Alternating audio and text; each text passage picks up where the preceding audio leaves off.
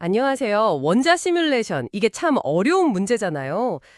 DFT 같이 정확한 방법은 계산량이 너무 많고 ON 3승의 스케일링이니까요. 네, 그렇죠. 너무 느리죠. 반면에 좀 빠른 계산법들은 정확도나 아니면 새로운 물질에 대한 일반화 성능 이런 게 좀 아쉬웠고요. 맞습니다. 늘 그런 트레이드오프가 있었죠. 이걸 이제 머신러닝, 특히 그 MLIPS라고 하죠. 이걸로 풀려는 시도가 요즘 정말 활발한 것 같아요. 네, 아주 뜨거운 분야입니다. 그래서 오늘 저희가 좀 깊이 파고들 자료는 메타페어 연구진의 최신 논문인데요.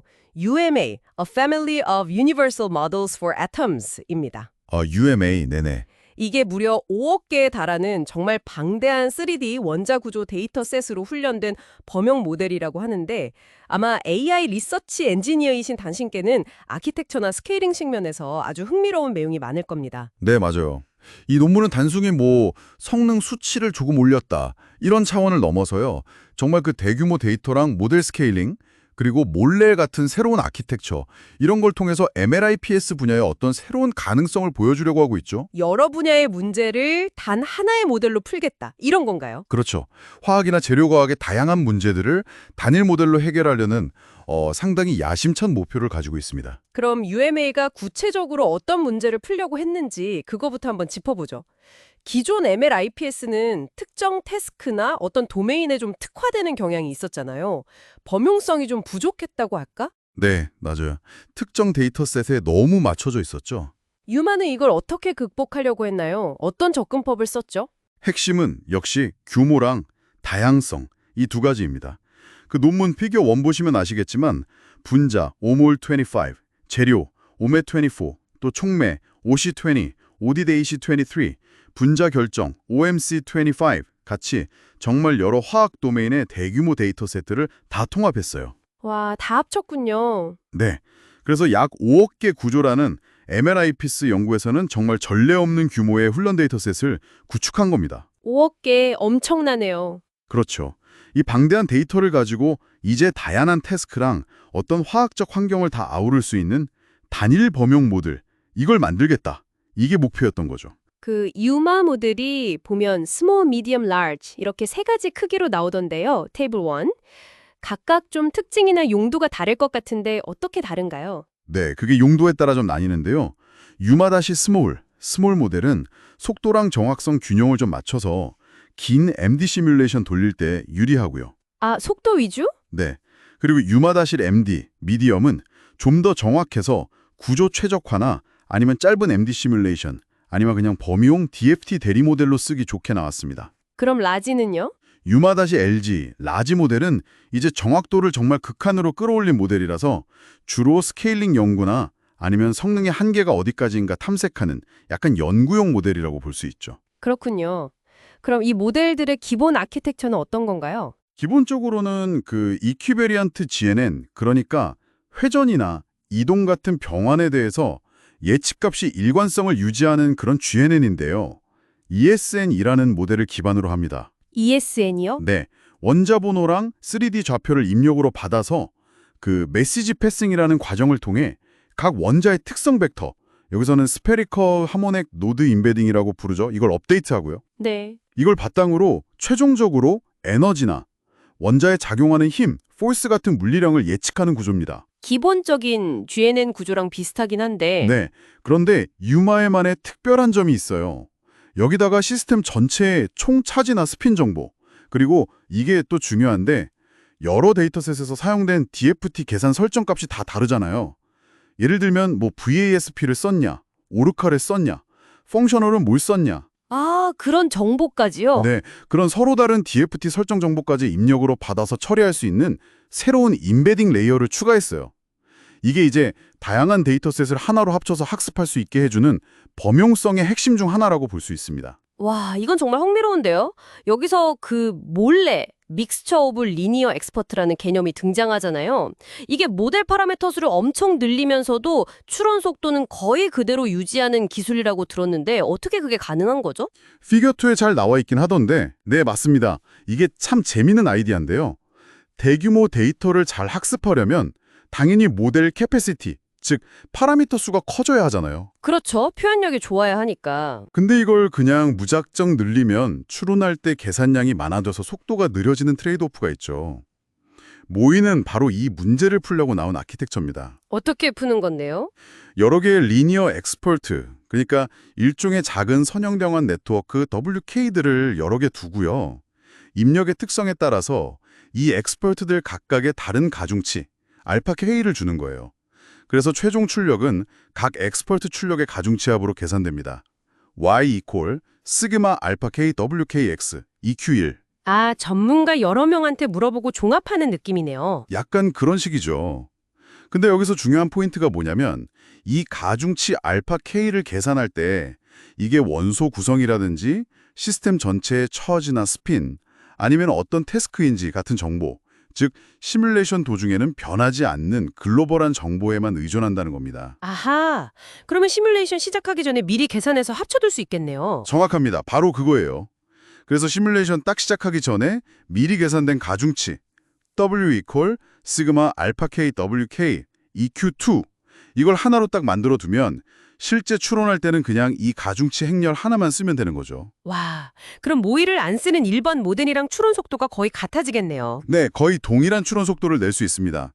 파라미터 수는 엄청 늘렸는데도요. 예를 들어서 유마위드 모델 같은 경우는 총 파라미터 수가 1.4빌리언, 그러니까 14억 개나 되는데 실제 추론 시에 활성화되는, 즉 계산에 참여하는 액티브 파라미터는 약 50밀리언, 5천만 개 수준입니다. 이야, 엄청난 차이인데요. 그렇죠. 파라미터는 대폭 늘려서 모델의 표현력은 높이면서도 추론 속도 저하는 거의 없는 아주 효율적인 방법인 거죠. 그리고 이게 리니어 엑스퍼트들의 조합이기 때문에 GNN의 중요한 속성인 회전 등분산성도 그대로 유지되고요. 또 에너지 예측 표면이 부드럽게 유지되는데도 유리하다고 합니다. 그 피겨2의 실험 결과만 봐도 멀레를 쓴 멀티태스크 모델이 안 쓴 모델보다 성능이 더 좋게 나오죠. 정말 똑똑한 설계네요. 근데 이렇게 거대한 모델이랑 데이터셋을 효율적으로 훈련시키는 것도 엄청난 일이었을 것 같은데요. 어떤 전략들을 사용했나요? 이것도 상당히 공을 들였는데요. 기본적으로 투스테이지 트레이닝 방식을 사용했습니다. 두 단계로 나눠서요. 네, 1단계에서는 일단 좀 낮은 정밀도인 BF16 프리시전을 쓰고요. 또 계산량을 줄이기 위해 고려하는 주변 원자수 네이버도 30개로 좀 적게 해서 포스를 직접 예측하는 모델을 빠르게 프리트레인 시킵니다. 아, 일단 빠르게 한번 학습시키고. 그렇죠. 그리고 2단계에서는 이제 FP32, 즉 일반적인 부동소수점 정밀도로 바꾸고 어로그라드를 사용해서 에너지를 보존하는 에너지 컨서빙 폴스랑 스트레스를 예측하도록 파인 튜닝을 하는 거죠. 그럼 BF16에서 약간 부정확해진 건 괜찮나요? 네, 그 약간의 정확도 손실은 2단계 FP32 파인 튜닝 과정에서 대부분 복구가 된다고 합니다. 효율을 위한 선택인 거죠. 그렇군요. 그리고 훈련 자체를 빠르게 하기 위해서 맥스와턴 배칭이라고 해서 배치 크기를 최적화하거나 또 다양한 병렬 처리 기법들, 예를 들면 그래퍼럴리즘, FSDP, DDP 같은 것들을 적극적으로 활용해서 훈련 효율을 최대한 끌어올렸습니다. 아, 여러 GPU를 잘 활용했겠네요. 네. 그리고 아까 말했던 그 DFT 설정 다른 문제 있잖아요. VASP냐, 올카냐 이런 거.